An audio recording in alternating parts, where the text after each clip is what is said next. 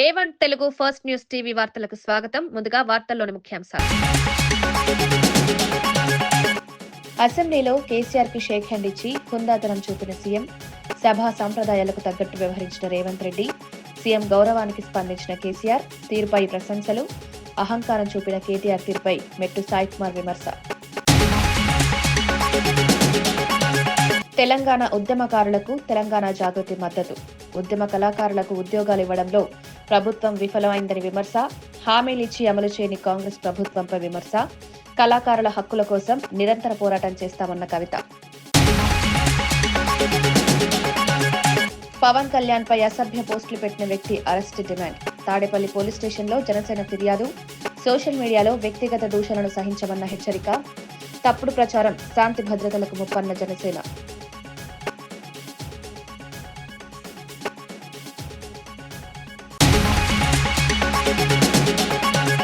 స్వర్ణ గ్రామం, స్వర్ణ ward పేర్లకు cabinet ఆమోదం. గ్రామ వార్డు పాలనకు కొత్త దిశ అన్న నాదెండ్ల మనోహర్. సచివాలయ వ్యవస్థలో నాణ్యత పెంచడమే లక్ష్యమని వెల్లడి. పేరు మార్పుతో పాటు పనితీరులోనూ మార్పు అవసరమని వ్యాఖ్య. బీజేపీ ఆర్ఎస్ఎస్ సంస్థాగత బలంపై దిగ్విజయ్ వ్యాఖ్యలకు మద్దతు. కాంగ్రెస్ కూడా కెరీర్ బలోపేతం కావాలన్న శశి థరూర్. పార్టీ విజయానికి వ్యవస్థాగత బలం అవసరమన్న అభిప్రాయం. కాంగ్రెస్ లోపల కీలక చర్చకు దారితీసిన వ్యాఖ్యలు.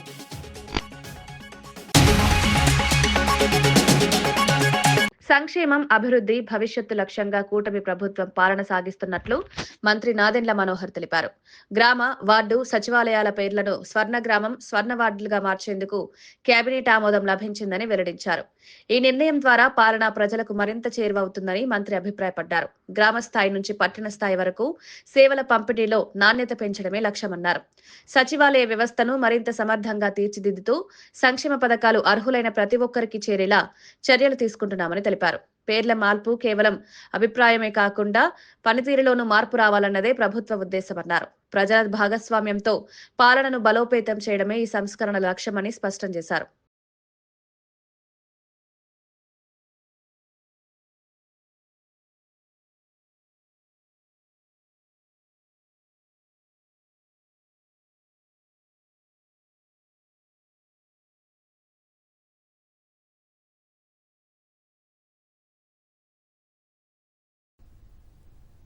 సచివాలయాలు, గ్రామ వార్డు సచివాలయాలు అయితే గతంలో ఆ ప్రభుత్వం కొంతవరకు సరైన ఒక సిస్టమ్ ఏర్పాటు చేయకుండా చేశారో ఆ మార్పు కూడా తీసుకొచ్చి ఈరోజు క్యాబినెట్లో స్వర్ణ గ్రామం, స్వర్ణ వార్డు అనేది ఈరోజు మా క్యాబినెట్ దీనికి పూర్తిగా మద్దతు పలికింది. రాష్ట్రంలో ఉన్న రహదారులకి ఈ రోజు వరకు 1200 కోట్లు.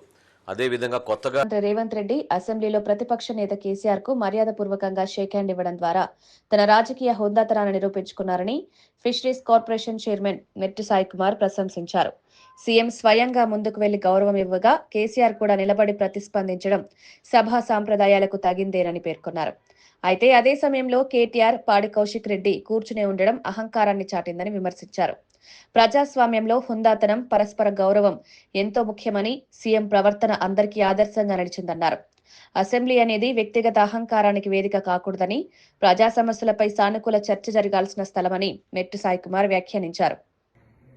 ఆయన చేసేటువంటి ఈ హుందాతనమైనటువంటి రాజకీయానికి తెలంగాణ ముఖ్యమంత్రిగా మరొకసారి ఆయన పేరు ప్రతిష్టలు ఆకాశాన్ని అంటాయి. అక్కడ మీరు చూడొచ్చు, ముఖ్యమంత్రిగా 3 అడుగులు ముందుకొచ్చి మాజీ ముఖ్యమంత్రి గారిని ప్రతిపక్ష నాయకుడిని కలుస్తున్నప్పుడు ఎంకడ ఇద్దరున్నారు అవలగాన్లు. వాడొకడు కేటీఆర్, వీడొక అవల మన కౌశిక్ రెడ్డి. కనీస మర్యాద లేకుండా కుర్చీల్లో కూర్చొని గౌరవప్రదమైన వ్యవస్థలో గౌరవప్రదంగా మంత్రిగా పనిచేసి ఇప్పుడు ఎమ్మెల్యేగా ఉండి అహంకార భరితమైన వ్యవహారాలు చేసినటువంటి ఈ అజ్ఞాన ఎమ్మెల్యేలు, అహంకారపు ఎమ్మెల్యేలు మీరు భవిష్యత్తులో మరొకసారి శాసనసభకు రాకుండా తెలంగాణ ప్రజలు నేడు నిర్ణయించుకున్నారు.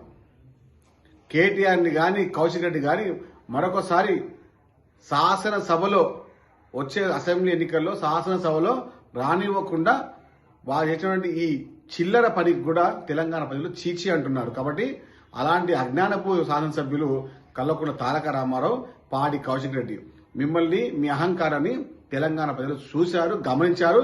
రేపు మీ ఇద్దరిని ప్రత్యేక సమాధిలో బొందబెట్టడం ఖాయం. పార్వతీపురం మన్యం జిల్లా గుమ్మలక్ష్మీపురం ఏజెన్సీ ప్రాంతంలో గిరిజనుల సంప్రదాయ కందికొత్తల ఉత్సవాలు ఘనంగా ప్రారంభమయ్యాయి. ఈ ఉత్సవాలు గిరిజనుల సంస్కృతి సాంప్రదాయాలకు ప్రతీకగా నిలుస్తాయి. పంట కోతల అనంతరం నిర్వహించే ఈ వేడుకల్లో ప్రత్యేక నృత్యాలు, ఆచారాలు నిర్వహిస్తారు. గ్రామస్తులు సంప్రదాయ వేషధారణతో పాల్గొని ఉత్సవాలకు ప్రత్యేక శోభను తీసుకొచ్చారు. గిరిజన జీవన విధానం, సామాజిక ఐక్యతను ప్రతిబింబించే ఈ కార్యక్రమాలు యువతకు తమ సంస్కృతి పట్ల అవగాహన కల్పిస్తున్నాయి. స్థానిక అధికారులు కూడా ఉత్సవాలను పర్యవేక్షిస్తూ అవసరమైన ఏర్పాట్లు చేశారు. ఈ వేడుకలు గిరిజన సాంప్రదాయాల సంరక్షణకు దోహదపడుతున్నాయి.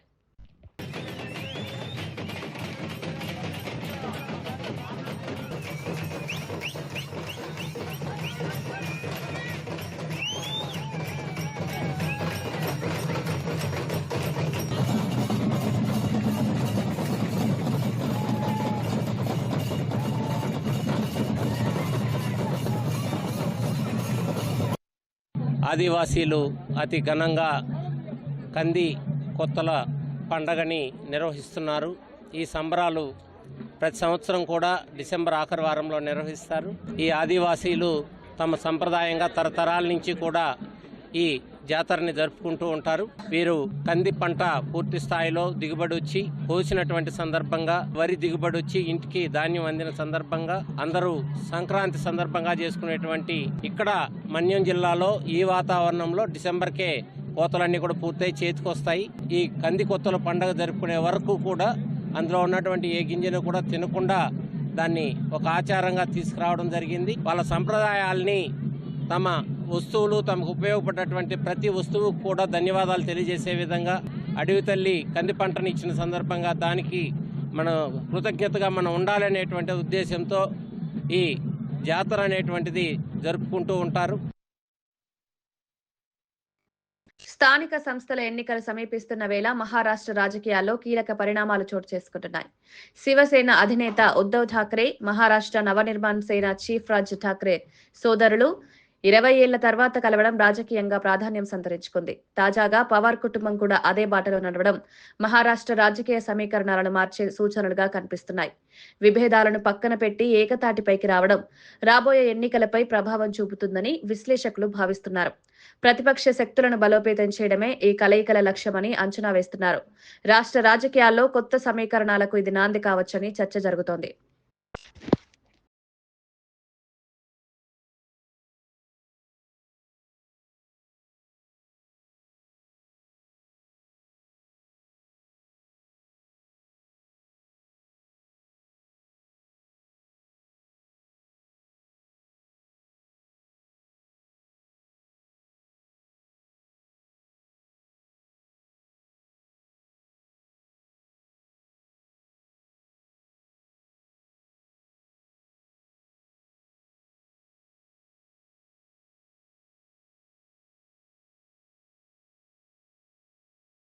తెలంగాణ ఉద్యమంలో కీలక పాత్ర పోషించిన కళాకారులకు తెలంగాణ జాగృతి సంపూర్ణ మద్దతు ఉంటుందని అధ్యక్షురాలు కల్వకుంట్ల కవిత స్పష్టం చేశారు.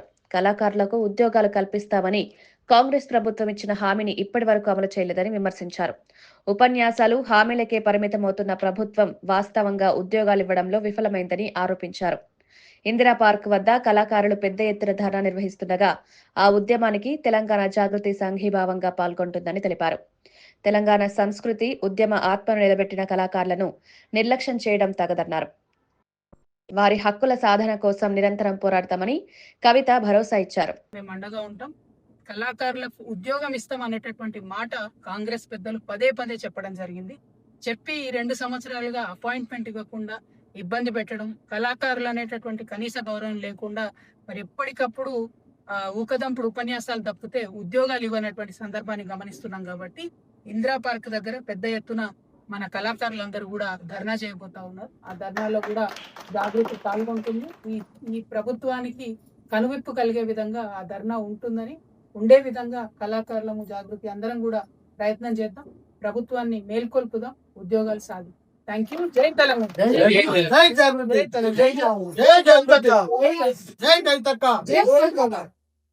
కాంగ్రెస్, బీజేపీ రెండు దొందేనని ప్రజా ప్రయోజనాల విషయంలో రెండు పార్టీలు సిగ్గులేని వైఖరి అవలంబిస్తున్నాయని బీఆర్ఎస్ వర్కింగ్ ప్రెసిడెంట్ కేటీఆర్ తీవ్ర విమర్శలు చేశారు.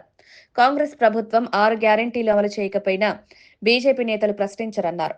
బీజేపీ ప్రభుత్వం సిమెంట్ ఫ్యాక్టరీలు అమ్మినా, పత్తి కొనుగోలు చేయకపోయినా కాంగ్రెస్ నాయకులు మౌనంగా ఉంటారని వ్యాఖ్యానించారు. ఆ రెండు పార్టీల మధ్య అంతర్గత అవగాహన ఉందన్న అనుమానాలు కేటీఆర్ వ్యక్తం చేస్తున్నారు.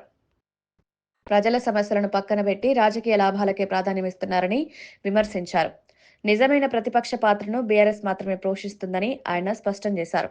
సపోర్ట్ కొడుతున్నది పక్కకి వెళ్ళి సిగ్గుండాల బీజేపీ వాళ్ళకి. Cement corporation of India factory తెరుస్తామని చెప్పారు. ఆల్తు మనుషులు కాదు, అమిత్ షా వచ్చి చెప్పిండు సిమెంట్ కార్పొరేషన్ ఆఫ్ ఇండియా మేము ఫ్యాక్టరీ తెరిపిస్తాం. మరి కేంద్రంలో ప్రభుత్వం వచ్చింది కదా, ఎందుకు తెరిపిస్తలేవు? ఆ మాట మాట్లాడే దమ్ము ఎమ్మెల్యేకి లేదు. ఇంకా దానికి ఇక్కడ ఉండే ప్రభుత్వం సహకరిస్తున్నది, కాంగ్రెస్ ప్రభుత్వం. మనం ఉన్న రోజులు అడ్డుకున్నాం, అట్లెట్లా అమ్ముతావా అని.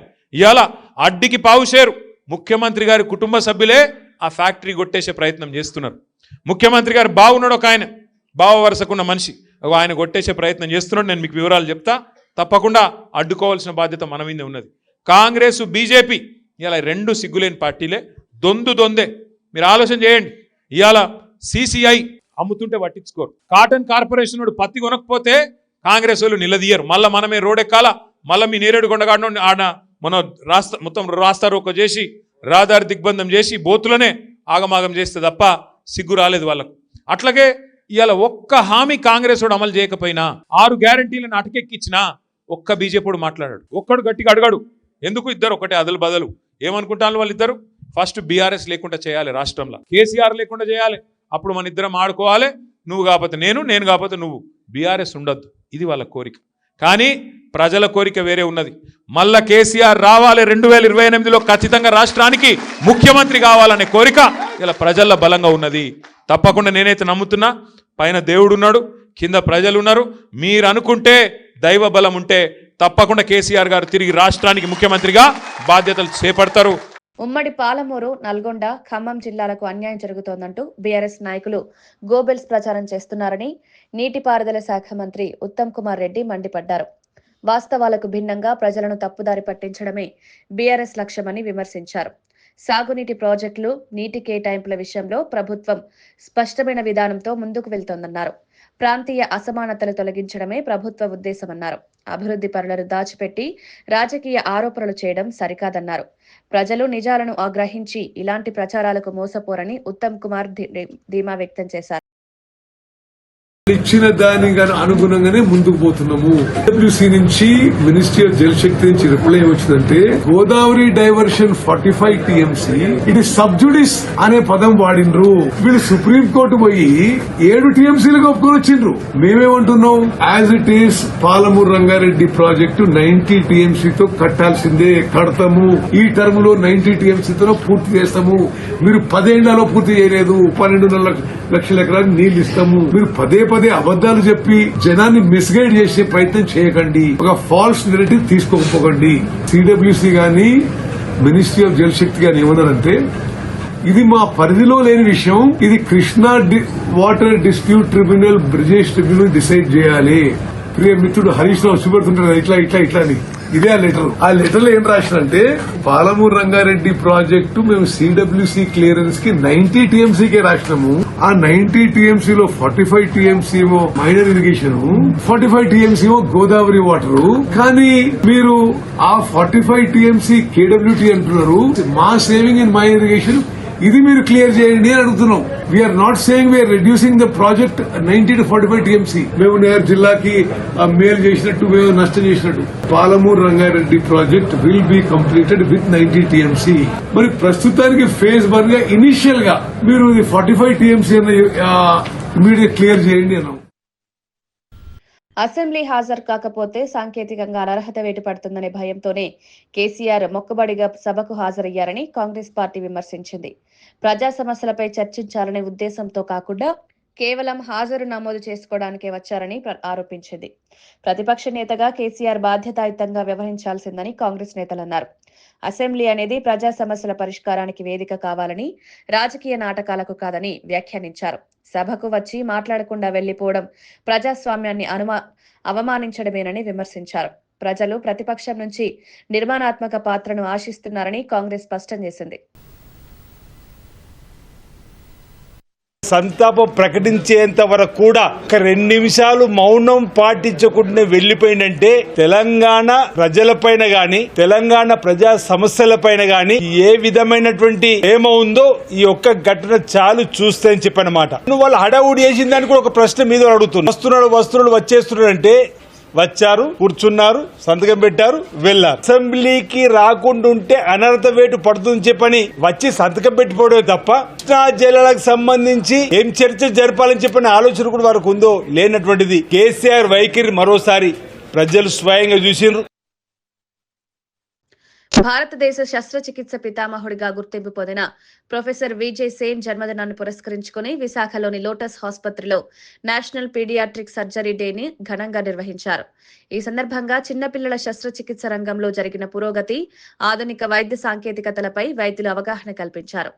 బాలల ఆరోగ్యం కోసం ప్రత్యేక శస్త్రచికిత్సల ప్రాముఖ్యతను వివరించారు. ప్రొఫెసర్ విజయ్ సేన్ అందించిన సేవలు దేశవ్యాప్తంగా అనేక మంది వైద్యులకు స్ఫూర్తిగా నిలిచాయని వక్తలు గుర్తు చేశారు. చిన్నపిల్లలకు సురక్షితమైన వైద్య సేవలు అందించడంలో పీడియాట్రిక్ సర్జరీ కీలక పాత్ర పోషిస్తుందన్నారు. ఈ కార్యక్రమం ద్వారా ప్రజల్లో అవగాహన పెరగడమే కాకుండా వైద్య రంగంలో నూతన ఆలోచనలకు దారితీస్తుందని నిర్వాహకులు పేర్కొన్నారు.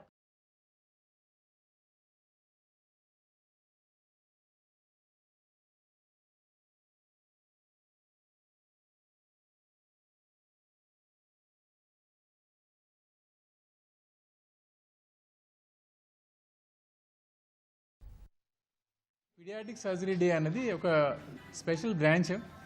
గత 20-30 సంవత్సరాల క్రితం వరకు ఈ పీడియాట్రిక్ సర్జరీ అంటే పిల్లల్లో వచ్చిన ఆపరేషన్లు అడల్ట్ సర్జన్స్, ఎంబీబీఎస్ డాక్టర్స్ ఇలాగా రకరకాల వాళ్ళు ఆపరేషన్లు చేస్తూ ఉండేవారు. ఈ పీడియాట్రిక్ సర్జరీ విభాగం వచ్చిన తర్వాత పిల్లల్లో వచ్చిన డిసీజెస్ అన్నిటికీ పీడియాట్రిక్ సర్జన్స్ మాత్రమే ట్రీట్ చేయడం మొదలుపెట్టారు. ఈ డిపార్ట్మెంట్ స్టార్ట్ చేసిన 9 monthsలో దగ్గర 500 మంది పిల్లల్ని మేము బాగు చేసి చక్కగా ఆరోగ్యవంతులు చేయగలిగామన్నమాట. అన్ని ఉమెన్ అండ్ చిల్డ్రన్ హాస్పిటల్స్లో పీడియాట్రిక్ డిపార్ట్మెంట్ సర్జరీ ఉండదు. But we're lucky to have him and he is very committed paediatric surgeon and his passion is laparoscopic surgeon. Minimal hole surgery అంటారు కదా, కుట్లు వేయకుండా సర్జరీ చేస్తారు కదా. చాలా కాంప్లెక్స్ సర్జరీస్ కూడా డాక్టర్ గారు ఎండోస్కోపిక్ ఆర్ లాప్రోస్కోపిక్ సర్జరీ చేస్తారు. అండ్ ఇండియాలో అట్లా సర్జరీ లాప్రోస్కోపిక్ సర్జరీ చేసే కొంతమంది డాక్టర్స్లో ఈ డాక్టర్ గారు ఒకరు, శ్రీనివాస్ గారు ఒకరు. అండ్ ఆల్సో యూరలాజికల్ సర్జరీ అంటే పిల్లల్లో వచ్చే కిడ్నీ ప్రాబ్లమ్స్కి ఆపరేషన్ లేకుండా వాపులకి దాంట్లకి చాలా బాగా సర్జరీ చేస్తారు. సోషల్ మీడియాలో ఉప ముఖ్యమంత్రి పవన్ కళ్యాణ్ ను విమర్శిస్తూ తప్పుడు అసభ్యకర పోస్టులు పెట్టిన వ్యక్తిని వెంటనే అరెస్ట్ చేయాలని జనసేన పార్టీ నేతలు డిమాండ్ చేశారు. ఈ మేరకు తాడేపల్లి పోలీస్ స్టేషన్లో అధికారికంగా ఫిర్యాదు చేశారు. రాజకీయ విమర్శల పేరుతో వ్యక్తిగత దూషణలు, అసత్య ప్రచారం చేయడం సహించబోమని జనసేన నేతలు హెచ్చరించారు. ఇటువంటి పోస్టులు ప్రజల్లో గందరగోళం సృష్టించి శాంతి భద్రతలకు ముప్పుగా మారుతున్నాయన్నారు. సోషల్ మీడియాను బాధ్యతాయుతంగా వినియోగించాలన్నారు. చట్టాన్ని అతిక్రమించే వారిపై కఠిన చర్యలు తీసుకోవాలని పోలీసులను కోరారు. ఈ వ్యవహారం రాజకీయ వర్గాల్లో చర్చనీయాంశంగా మారింది.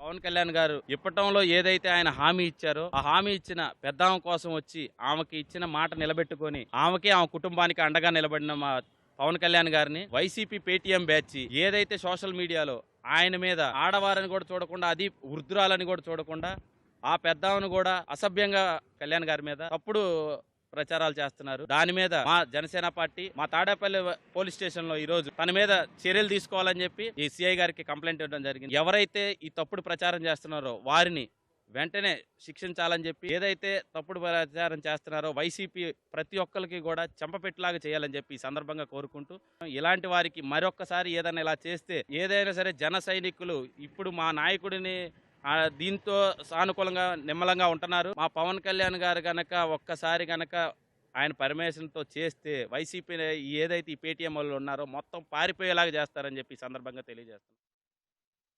అస్సాం ప్రజల సంస్కృతి అస్తిత్వానికి బంగ్లాదేశ్ నుంచి అక్రమంగా వస్తున్న చొరబాటుదారులే అతిపెద్ద ముప్పుగా మారారని కేంద్ర హోంశాఖ మంత్రి అమిత్ షా ఆరోపించారు.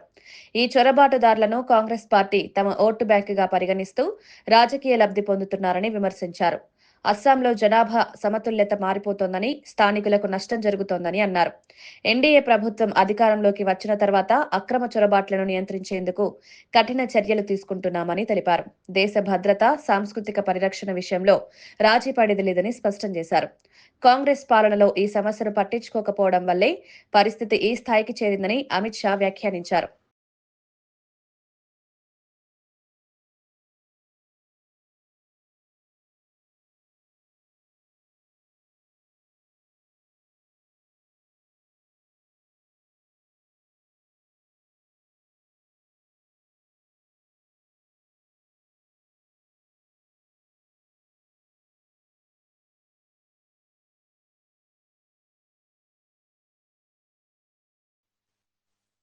भारतीय जनता पार्टी का संकल्प है न केवल आसाम, पूरे देश से चुन चुन कर हम घुसपैठियों को निकालने का काम करेंगे, चुन चुन कर।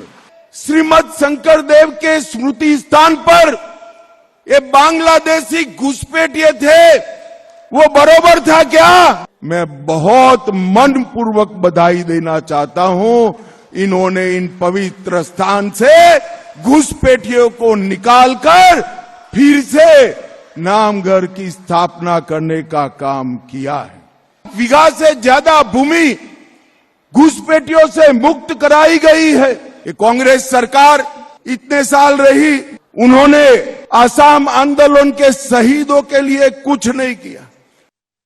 బీజేపీ ఆర్ఎస్ఎస్ సంస్థాగత బలంపై కాంగ్రెస్ సీనియర్ నేత దిగ్విజయ్ సింగ్ చేసిన వ్యాఖ్యలు రాజకీయ దుమారానికి దారితీయగా ఆ వ్యాఖ్యలకు కాంగ్రెస్ ఎంపీ శశి థరూర్ మద్దతు తెలిపారు. మీడియా ప్రశ్నలకు స్పందించిన థరూర్ కాంగ్రెస్ పార్టీ కూడా సంస్థాగతంగా మరింత బలోపేతం కావాల్సిన అవసరం ఉందని అభిప్రాయపడ్డారు.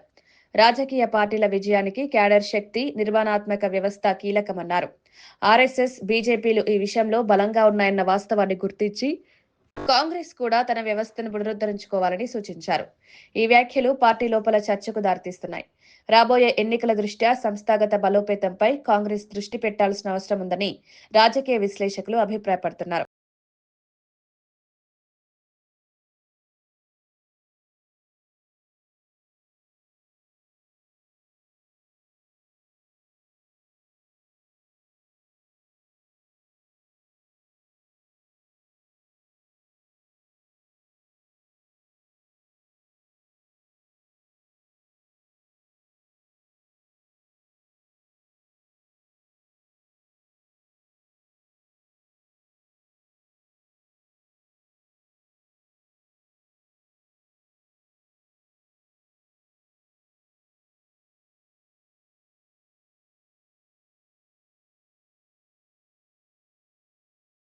వార్తలు ముగించే ముందు ముఖ్యాంశాలు మరోసారి.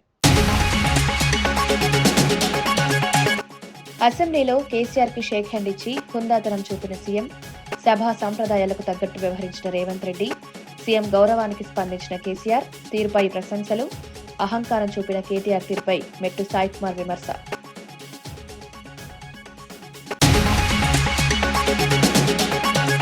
తెలంగాణ ఉద్యమకారులకు తెలంగాణ జాగృతి మద్దతు, ఉద్యమ కళాకారులకు ఉద్యోగాలు ఇవ్వడంలో ప్రభుత్వం విఫలమైందని విమర్శ, హామీలిచ్చి అమలు చేయని కాంగ్రెస్ ప్రభుత్వంపై విమర్శ, కళాకారుల హక్కుల కోసం నిరంతర పోరాటం చేస్తామన్న కవిత.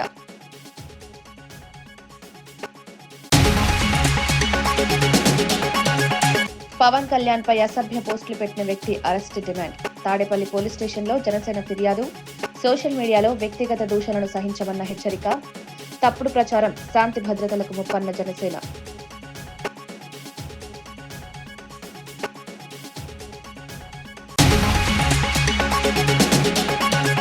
స్వర్ణ గ్రామం, స్వర్ణ వార్డు పేర్లకు కేబినెట్ ఆమోదం. గ్రామ వార్డు పాలనకు కొత్త దిశ అన్న నాదెండ్ల మనోహర్.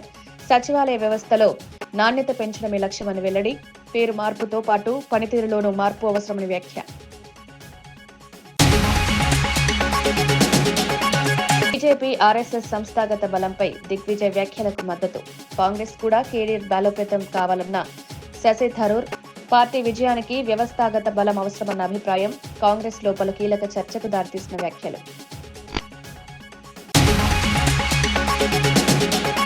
ఇవి ఈనాటి వార్తా విశేషాలు. మరో బులెటిన్లో మళ్ళీ కలుద్దాం. నమస్కారం.